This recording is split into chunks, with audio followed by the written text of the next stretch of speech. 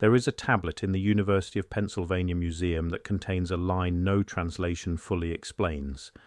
It describes water arriving from every direction at once, faster than a city could empty itself. The tablet is approximately 4,500 years old. It was recovered from Tell Fara in southern Iraq, buried beneath 11 feet of clean waterborne silt. The city below that silt had a name, Shuruppak. Someone wrote this down before the water came. We have the writing, we do not have the person, we do not have the archive.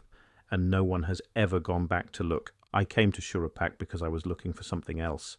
I was tracing the administrative structure of Sumerian temple grain accounts in the 3rd millennium BCE, specifically trying to locate where ration distribution protocols diverged from Uruk period precedents, dry work, the kind that takes you through transliteration databases and museum catalogue entries for weeks before anything catches. But the deeper I went into those institutional records, the more I kept encountering the same absence, not a gap in the scholarship, a gap in the record itself, a before, an after, and almost nothing surviving from directly below the break. That was when Shuruppak stopped being background. The city lies beneath a low mound called Tell Fara, rising from the alluvial plain of the lower Euphrates approximately 55 kilometers southeast of Nippur. The University of Pennsylvania sent an expedition there in 1902. They found tablets, administrative records, ration lists, land transactions, and fragments of text that would later be identified among the oldest literary material in human history. They also found the silt layer, 11 feet of clean waterborne deposit, mineral pale, separating two distinct periods of human occupation as precisely as a line drawn across a ledger page. They catalogued what they had, then they moved on. No full excavation of the pre-flood levels was ever conducted at Tell Fara. The Oriental Institute returned with the University of Pennsylvania in 1931 for a second season. The silt layer was noted again. Neither expedition devoted significant resources to excavating below it. What lay above, early dynastic material, datable and administratively rich, was already more than the digs could fully process. It is all still there. Understanding what that means requires understanding what a scribe was in ancient Mesopotamia, not a scholar, not a priest in the popular sense. Literacy in the Sumerian world was institutional technology owned by the temple and the palace, deployed for purposes that were fundamentally bureaucratic. A scribe's job was to record, preserve, and transmit grain totals, livestock inventories, field measurements, astronomical observations, the names of kings and the lengths of their reigns. The entire administrative memory of a civilization passed through people who pressed reed styluses into wet clay for a living. They produced documents that were consulted, updated, copied and recopied by their successors for centuries afterward. Clay does not rot, it bakes, it survives. The Mesopotamian plain holds tablets that outlasted their cities by 5,000 years. Scribes were trained young in institutions called eduba, tablet houses, where students copied lists of words, lists of professions, lists of animals, lists of legal phrases. The curriculum was not literary, it was institutional. The goal was not eloquence, but accuracy. A scribe who miscounted a grain total was not producing bad prose. He was producing an administrative error that cascaded through every redistribution calculation downstream. Precision was not a virtue in the literary sense. It was a professional requirement enforced by the institutions that employed scribes and depended entirely on their output being reliable. When we find mistakes in surviving tablets, a number corrected, a sign pressed too deep and then smoothed over, we are finding the trace of a specific person catching a specific error before the clay dried and the record became permanent. Thousands of tablets were recovered from Tell Fara across both expeditions. Many were administrative, ration records for temple workers, land transaction documents, redistribution accounts for agricultural goods. Some were literary. Scholars later identified fragments from what appeared to be early versions of the flood narrative, the oldest such fragments yet found anywhere. The tablets were not recovered in neat archival rows. They were scattered through occupation layers, some above the silt deposit, some below it. The ones below were the oldest. There were fewer of them. This is the detail the archaeology acknowledges without emphasis. The pre-flood occupation level at Shuruppak is documented but thin, not because the city was small, it wasn't. Shuruppak appears in the intercity administrative correspondence of Nippur, in grain transport agreements, in records suggesting an urban economy of significant institutional scale. The city existed. It functioned. The most complete record Shuruppak produced, its full temple archive, is not destroyed. It was buried. The archive it generated over centuries simply did not survive in recoverable form above the silt line, because of the water. The Sumerian King List survives in multiple copies. The most complete, the Weld Blundell Prism, dating to approximately 1800 BCE, is held in the Ashmolean Museum in Oxford. The document records kings, cities, and reign lengths in an unbroken sequence from civilization's beginning into documented historical periods.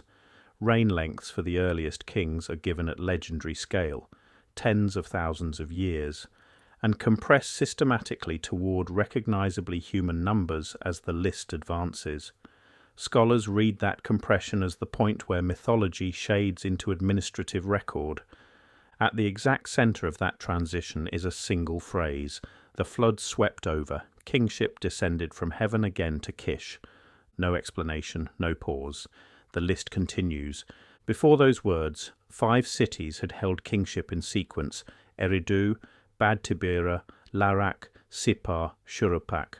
Shuruppak was last. The final king named before the flood was Ubaratutu. His reign is given as 18,600 years, mythological inflation consistent with every pre-flood entry. But his name is specific, his city is specific, his position at the end of the sequence is specific. After Ubaratutu, Shuruppak never holds kingship again. The list does not say why. It does not describe what happened to the city, its people, or its archive. It transfers institutional legitimacy to Kish and moves forward without comment. But someone, in the period between Shuruppak's destruction and the composition of the earliest surviving King List copies, chose to record the last king's name, chose to preserve the sequence that ended there, rather than beginning the record with Kish as if nothing had preceded it. The scribes who survived knew what had been lost, and they wrote it down anyway. What did the last scribes of Shuruppak know that made them preserve it? The excavation record at Tell Fara describes the silt layer without drama. 11 feet of clean waterborne deposit, no ash, no burning, no structural collapse. Sediment laid down by moving water, sealing whatever was beneath it with the efficiency of an archive room being locked from the outside. The University of Pennsylvania team noted it in 1902. The Oriental Institute team noted it again in 1931. Neither expedition devoted significant resources to excavating what lay below. The layer was not unique to Shuruppak. Leonard Woolley excavated between 1922 and 1934, one of the most consequential digs in Mesopotamian history. At a depth corresponding to roughly 3,500 BCE, his team encountered a similar deposit, clean silt, several feet thick, separating 2 distinct occupation levels, with the same clean break found at Shuruppak. Woolley announced it as proof of the biblical flood. His colleagues received that interpretation with significant skepticism. The deposit itself was not disputed. The interpretation was. What the stratigraphic record confirmed, without interpretation, was that moving water had covered at some point in the mid-4th millennium, deep enough to leave a clean sediment mark, and that the city had been reoccupied afterward. Similar deposits were identified at Kish, at Uruk, at sites distributed across the lower alluvial plain. The official explanation is regional flooding, the kind of catastrophic inundation still possible in the Tigris-Euphrates delta, where seasonal floods can be amplified by upstream snowmelt, storm systems, and the flat topography of the southern plain. Reasonable, archaeologically supportable. except for one detail the institutional record itself refuses to absorb into that explanation. The Sumerians did not remember the flood as weather. They remembered it as an event with a specific cause, a specific survivor, a specific city of origin, and a specific institutional aftermath. And they preserved that memory not in a hymn, not in a temple inscription, not in oral tradition alone, but in a document that functions as an administrative ledger. The text known as the Eridu Genesis is the oldest surviving Sumerian flood narrative. The version in our possession was copied at Nippur around 1600 BCE. The content it preserves is estimated to predate that copy by centuries, potentially originating in the 3rd millennium BCE, within institutional memory of whatever the flood deposit records. The text is fragmentary. Large sections are missing.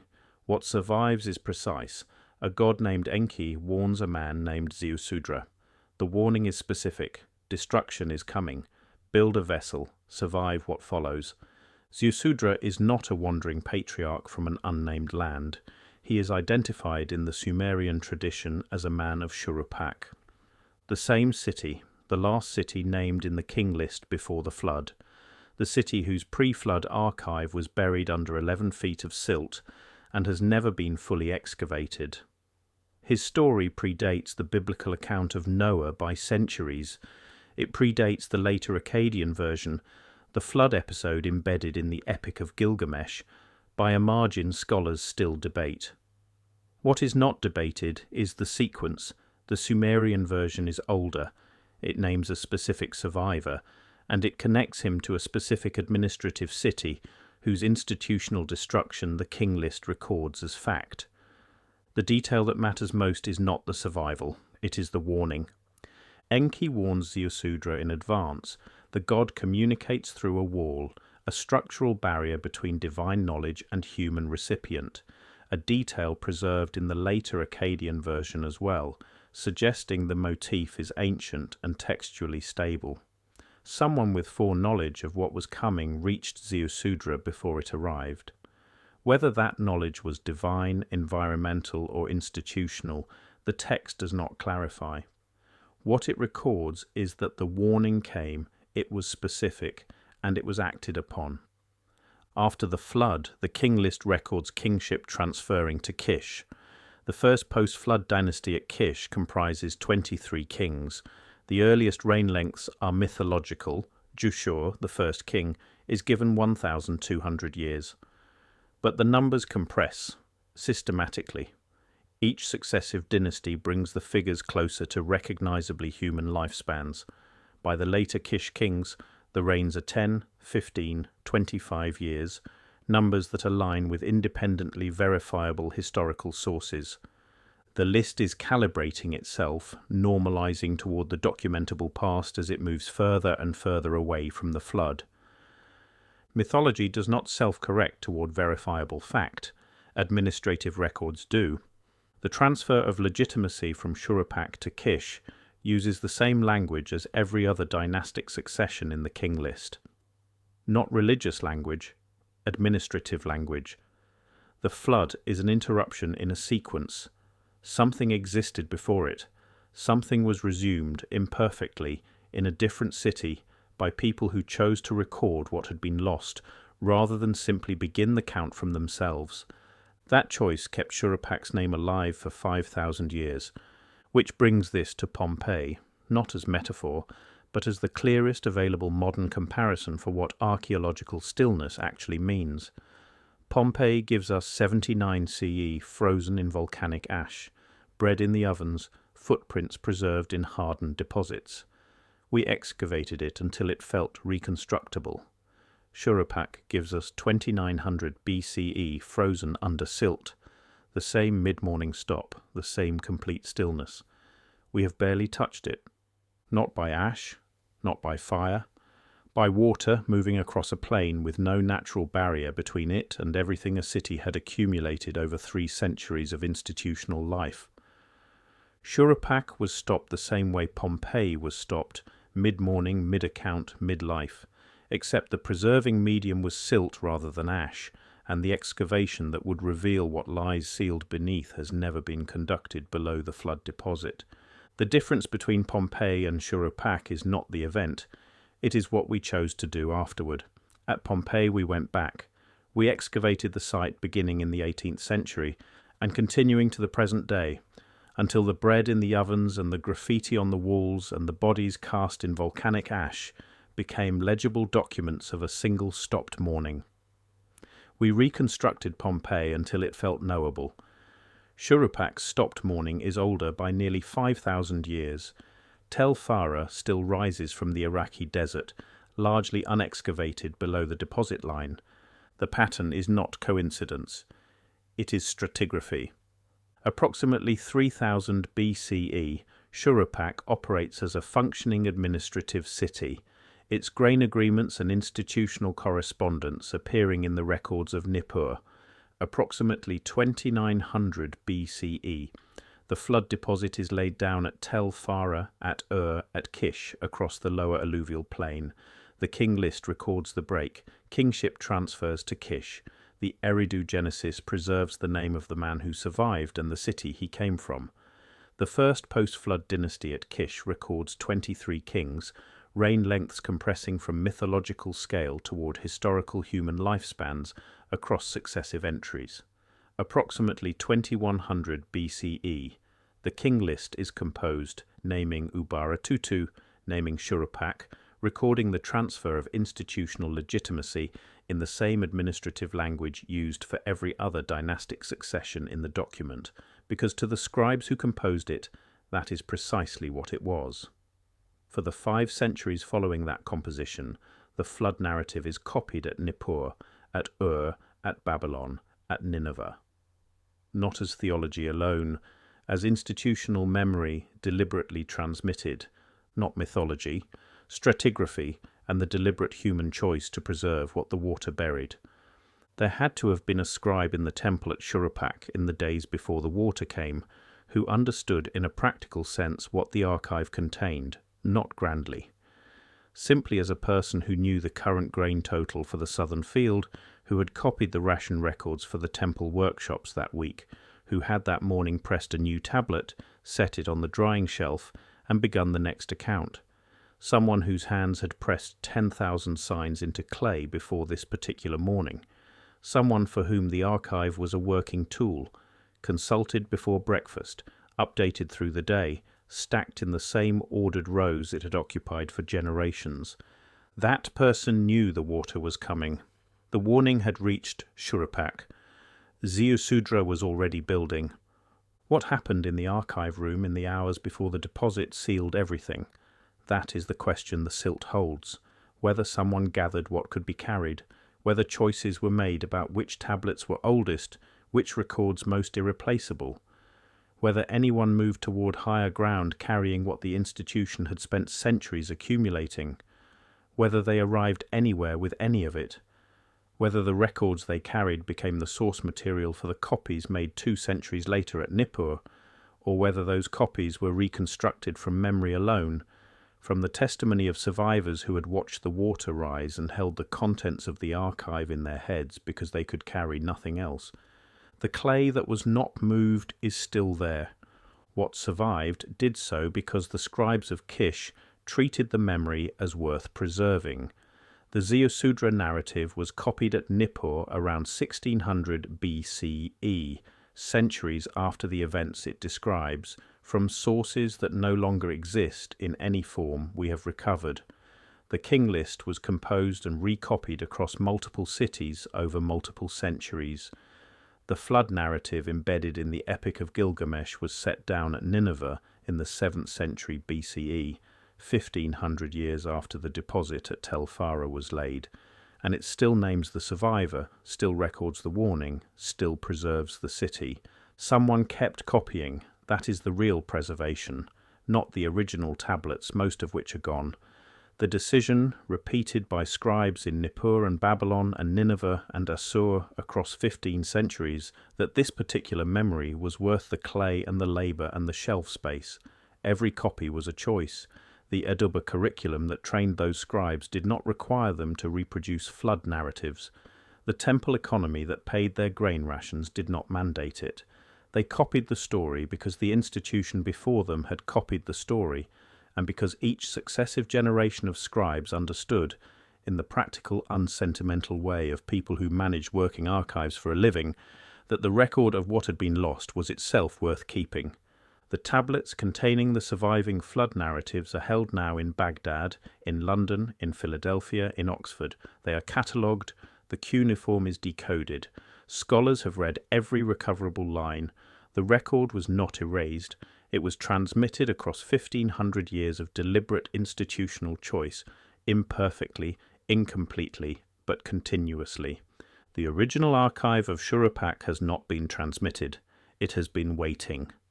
Tell Fara still rises from the Iraqi desert, approximately 200 kilometers south of Baghdad, its pre-flood occupation levels unexcavated, its silt layer intact, its sealed archive unread.